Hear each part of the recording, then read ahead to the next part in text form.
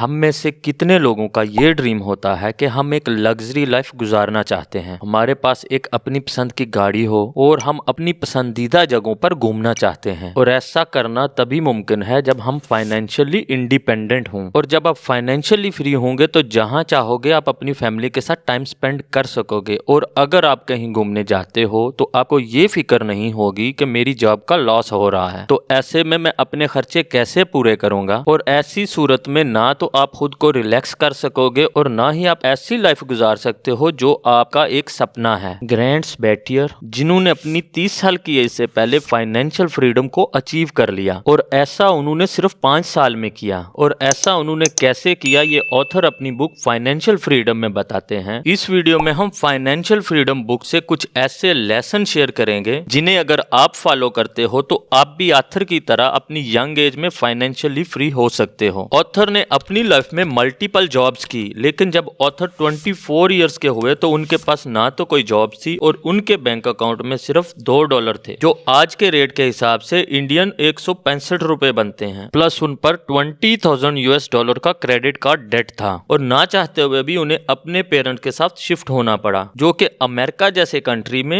Embarrassing समझा जाता है। लेकिन 5 साल में ऑथर के बैंक अकाउंट में 20,000 का क्रेडिट कार्ड का डेट पे करने के बाद $1.25 मिलियन थे। ऑथर कहते हैं कि फाइनेंशियल फ्रीडम हासिल करने के लिए आपको कोई एक्स्ट्रा ऑर्डिनरी होने की जरूरत नहीं, बल्कि एक आम इंसान भी इसे हासिल कर सकता है। ऑथर के द्वारा किसी भी इंसान को फाइनेंशियल फ्रीडम पाने के लिए 7 स्टेजेस से गुजरना पड़ता है। जो दोस्त इन स्टेजेस को जानते हैं वो वीडियो को 2 मिनट 50 सेकेंड्स पर स्किप कर सकते हैं। और अगर आप इन स्टेजेस को डिटेल में समझना चाहते हैं तो वीडियो का लिंक डिस्क्रिप्शन में है। अभी हम क्विकली इन 7 स्टेजेस का ओवरव्यू करेंगे। Number 1, clarity. अभी आप फाइनेंशियली कहां पर स्टैंड कर रहे हो और आपकी फाइनेंशियल डेस्टिनेशन क्या है। Number 2, self sufficiency. जब आप अपनी अर्निंग से खुद से ही अपने सारे खर्चे कवर कर रहे होते हो। Number 3, breathing room. जब आप टोटली अपनी सैलरी पर डिपेंड नहीं करते। Number 4, stability. जब आपके पास 6 मंथ के एक्सपेंसेस के इक्वल सेविंग हो जाती है। Number 5, flexibility. इस स्टेज में आप अपने 2 साल के खर्चों के इक्वल इन्वेस्टमेंट कर लेते हो। Number 6, financial independence. जब आपकी इन्वेस्टमेंट से आपको इतनी पैसिव इनकम आती है जिससे आपके सारे एक्सपेंसेस कवर होते हैं और आपके पास ये चॉइस होती है कि आप काम करना चाहते हो या नहीं, और आप अपना पैशन फॉलो कर सकते हो। Number 7, abundance of wealth. एक ऐसी स्टेज जहां आपके पास इतना पैसा होता है जितनी आपको जरूरत भी नहीं होती। अब आप फाइनेंशियल फ्रीडम अचीव कैसे कर सकते हो, इसके लिए हम ऑथर के सिखाए हुए लेसन्स को डिस्कस करते हैं। Number 1, know your number. आपको ये जानना है कि फाइनेंशियली फ्री होने के लिए आपको कितने पैसों की जरूरत है, जिससे आप बिना पैसों की परेशानी से अपनी लाइफ अपने तरीके से स्पेंड कर सको। और ये नंबर आपकी सोच से भी छोटा हो सकता है। मोस्टली लोग तो ये जानते ही नहीं कि एक्चुअल में कोई इतनी बड़ी अमाउंट भी नहीं चाहिए आपको फाइनेंशियली फ्री होने के लिए। अब ये अमाउंट जानना इसलिए जरूरी है कि अगर आपको अपनी डेस्टिनेशन का पता होगा तो आप उस डेस्टिनेशन पर पहुंचने के लिए उसके अकॉर्डिंगली प्लान कर सकोगे। हम ऑथर की एग्जांपल लेते हैं। ऑथर कहते हैं कि उनका ये नंबर $1.25 मिलियन था, क्योंकि वो इस अमाउंट की इन्वेस्टमेंट से ही अपनी पूरी जिंदगी आराम से बिता सकते थे। इसलिए ऑथर कहते हैं कि आपको अपना नंबर जानना जरूरी है, और ये नंबर हर किसी के लिए डिफरेंट हो सकता है, इसके अकॉर्डिंग कि किसी का लाइफस्टाइल कैसा है। अब आप ये नंबर कैसे कैलकुलेट कर सकते हैं, इसके लिए आप अपने ईयरली एक्सपेंसेस को कैलकुलेट करें और इसमें अपने पॉसिबल फ्यूचर एक्सपेंसेस को भी ऐड कर लें। फॉर एग्जांपल, आपके yearly rents, food expenses, travelling, education, insurance, आपकी ईएमआईज, जैसे कि अगर आपने कोई घर ले रखा है, या आपके बच्चों के फ्यूचर एजुकेशन के एक्सपेंसेस, ये सब एक्सपेंसेस को टोटल कर लें। अब आप इस टोटल अमाउंट को 25 से मल्टीप्लाई करेंगे तो आपका नंबर आ जाएगा। फॉर एग्जांपल, अगर आपके ये टोटल एक्सपेंस सालाना 5 लाख के हैं, अब इस 5 लाख को 25 से मल्टीप्लाई करें तो आपका नंबर आ जाएगा, जो कि इस केस में है 1.25 करोड़। और इसके लिए ऑथर कहते हैं कि बहुत जरूरी है कि अगले कई सालों तक आप अपने खर्चे ना बढ़ाएं अगर आप जल्दी फाइनेंशियली फ्री होना चाहते हो। Number 2, calculate your net worth. अपना नंबर जानने के बाद ऑथर कहते हैं कि आपको अपनी नेटवर्थ जाननी चाहिए कि अभी आपकी क्या फाइनेंशियल पोजीशन है। इसे कैलकुलेट करने के लिए आप अपने एसेट्स में से अपनी लायबिलिटी को माइनस करोगे तो आपके पास आपकी नेटवर्थ आ जाएगी। अब ये एसेट्स और लायबिलिटी क्या होते हैं? आपकी हर वो चीज जिसे बेचने पर आपको पैसे मिले वो आपका एसेट होता है। For example, property, car, bank balance और आपकी इन्वेस्टमेंट्स। और लाइबिलिटी वो चीजें हैं जो आपकी पॉकेट से पैसा निकालती हैं। For example student loan, home loan, car loan या फ्रेंड एंड फैमिली से लिया जाने वाला लोन, या आपने कोई भी चीज लोन पर ले रखी है। अब आप इस टेबल की लेफ्ट साइड पर अपने एसेट्स लिखो और राइट साइड पर अपनी लाइबिलिटी लिखो। अगर आपकी लाइबिलिटी आपके एसेट से ज्यादा है तो आपकी नेटवर्थ नेगेटिव होगी, और अगर आपके एसेट्स की अमाउंट आपकी लाइबिलिटी से ज्यादा है तो आपकी पॉजिटिव नेटवर्थ होगी। आपको अपनी नेटवर्थ का पता होना चाहिए ताकि आप फाइनेंशियल फ्रीडम अचीव करने के लिए अपने लिए एक बेटर प्लान बना सको। अगर आपकी नेटवर्थ पॉजिटिव है तो आप अपने नंबर में से अपनी नेटवर्थ माइनस कर लें, और अगर आपकी नेटवर्थ माइनस में है तो आप इस नंबर में उस नंबर को ऐड कर लें। अब ये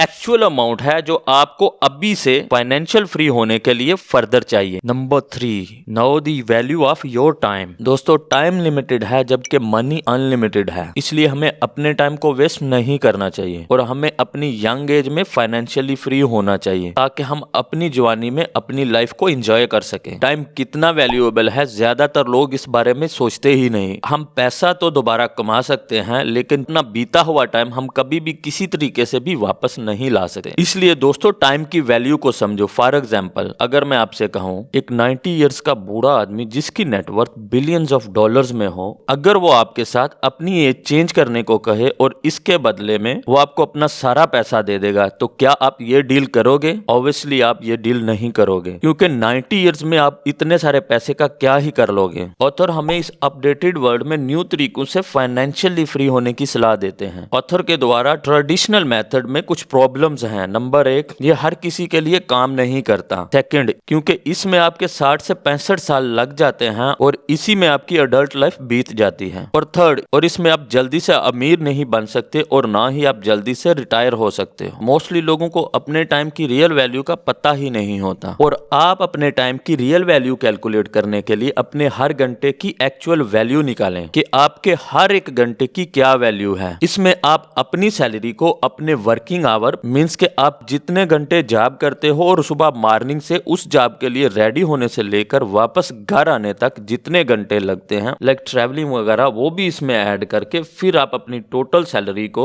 इन टोटल आवर से डिवाइड करो तो आपके पास आपके घंटे की एक्चुअल वैल्यू आ जाएगी। जब आपको अपने हर घंटे की एक्चुअल वैल्यू पता होगी तो ये चीज आपको डिसीजन मेकिंग में हेल्प आउट करेगी। फॉर एग्जाम्पल, अगर आप लेटेस्ट आईफोन बाय करते हो तो इसके लिए आपको 1 लाख से ज्यादा की पेमेंट करनी पड़ेगी। तो इस केस में आपको ये पता होगा कि इस आईफोन को बाय करने के लिए आपको एक्चुअली अपनी लाइफ के कितने घंटे काम करना पड़ेगा। और अगर आप यही 1 लाख की अमाउंट कहीं पर इन्वेस्ट करते हो तो आपके आने वाले कई सालों में ये 1 लाख की अमाउंट ग्रो करके आपको कितना ज्यादा प्रॉफिट दे सकती है। मींस के इस आईफोन को बाय करने के लिए आप कितनी बड़ी अपॉर्चुनिटी कॉस्ट पे कर रहे हो। अगर आप इस तरह बाइंग करते हो तो आपको एक्चुअल में पता होगा कि आप अपनी यंग लाइफ के कितने घंटे इस बाइंग के लिए ट्रेड ऑफ करोगे। Number 4, think before you buy anything. आज के इस इंटरनेट वर्ल्ड में कोई भी चीज बाय करना बहुत इजी हो चुका है। आप 1 क्लिक पर कुछ भी बाय कर सकते हो। इवन लोन इजी मिलने की वजह से EMI पर बाय करना और भी आसान हो चुका है, और हमें एक्चुअल में कोई आइडिया नहीं होता और हम ऐसी चीजों पर अपना पैसा वेस्ट कर देते हैं जिनकी हमें एक्चुअल में जरूरत नहीं होती। इसलिए ऑथर कहते हैं कि आप जब भी कोई चीज बाय करते हो तो आप ये देखो कि एक्चुअल में आपको उस चीज की जरूरत है भी या नहीं, और आप ये देखो कि इस चीज को खरीदने के लिए आप अपनी लाइफ का कितना टाइम इस बाइंग के लिए ट्रेड ऑफ करोगे, क्योंकि कुछ भी खरीदने पर आप अपना टाइम उस बाइंग के लिए ट्रेड करते हो। फॉर एग्जाम्पल, अगर आप 15 लाख की कार बाय करते हो और आपकी मंथली सैलरी 50,000 हो तो आपने अपनी लाइफ के 2.5 इयर्स को ट्रेड किया है इस 15 लाख की गाड़ी को खरीदने के लिए। ऑथर कहते हैं कि जब भी आप कोई चीज खरीदते हो तो खुद से पूछो ये चीज आपको कितनी खुशी दे रही है, और ये खुशी शॉर्ट टर्म है या लॉन्ग टर्म है। ये चीज आपको कितने का फायदा दे रही है, क्या इस चीज की आपको एक्चुअल में जरूरत है, क्या आप इस चीज को कम पैसों पर बाय कर सकते हो। फॉर एग्जाम्पल, कार के केस में क्या आप एक यूज्ड कार सस्ते दामों पर बाय कर सकते हो, और क्या आप इसे अफोर्ड कर सकते हो, या आपको अपनी लाइफ से अपने टाइम को इसके लिए ट्रेड ऑफ करना पड़ेगा। अब कुछ भी बाय करने से पहले आपको कुछ दिन के लिए वेट करना है। आप 1 या 2 वीक वेट कर सकते हो, और अगर हो सके तो आप 1 या 2 महीने वेट करो अगर आप कोई एक्सपेंसिव चीज खरीदना चाहते हो तो, क्योंकि हमें अक्सर लगता होता है कि हमें किसी चीज की बहुत ज्यादा जरूरत है, लेकिन उसे बाय करने पर हमें एक्चुअल में फील होता है हमें तो इस चीज की जरूरत ही नहीं। इसलिए किसी भी चीज को बाय करने से पहले उस चीज के बारे में अच्छे से जरूर सोचो। Number 5, make money with side hustle. जब आप जॉब करते हो तो आप एक लिमिट तक ही सेविंग कर सकते हो। अगर इसे एक्सट्रीम भी कहें तो आप अपनी सैलरी से ज्यादा सेव नहीं कर सकते। इसलिए आपको अपनी सेविंग बढ़ाने के लिए अपनी अर्निंग को इंक्रीज करना चाहिए। इसके लिए आप अपनी सैलरी बढ़ाने की कोशिश कर सकते हैं अगर आप डिजर्विंग हो तो, या फिर आप खुद पर इन्वेस्ट कर सकते हो। मींस के आप अपनी स्किल को डेवलप कर सकते हो, आप अपनी सीवी अपडेट करें और किसी और कंपनी में अच्छी पे पर स्विच हो सकते हैं। या फिर बेस्ट ऑप्शन है कि आप कोई साइड हसल करें। जब आप अपनी जॉब से बचने वाले टाइम को अर्निंग के लिए स्पेंड करते हैं तो इसे साइड हसल कहते हैं। अब आपको किस चीज में साइड हसल करना चाहिए? आज के दौर में आपके पास कई तरह की अपॉर्चुनिटीज हैं, जैसे कि आप फ्रीलांस कर सकते हैं, आप अपना एक साइड बिजनेस स्टार्ट कर सकते हैं। अगर आपके पास कोई स्किल है तो आप उसका कोर्स बनाकर उसको इंटरनेट पर सेल कर सकते हैं। ऑथर अपने दोस्त जिम की एग्जांपल देते हैं कि जिम को राइटिंग का बहुत शौक था। जिम ने एक फाइनेंशियल ब्लॉग बनाया और जिम में एक सॉफ्टवेयर इंजीनियर की जॉब करता था। जिम का ब्लॉग स्लोली काफी ग्रो कर गया और वो बहुत ज्यादा फेमस हो गया, जिससे जिम ने जॉब छोड़कर फुल टाइम ब्लॉगिंग करना स्टार्ट कर दिया। और कुछ सालों बाद जिम ने अपना ये ब्लॉग एक कंपनी को $3 मिलियन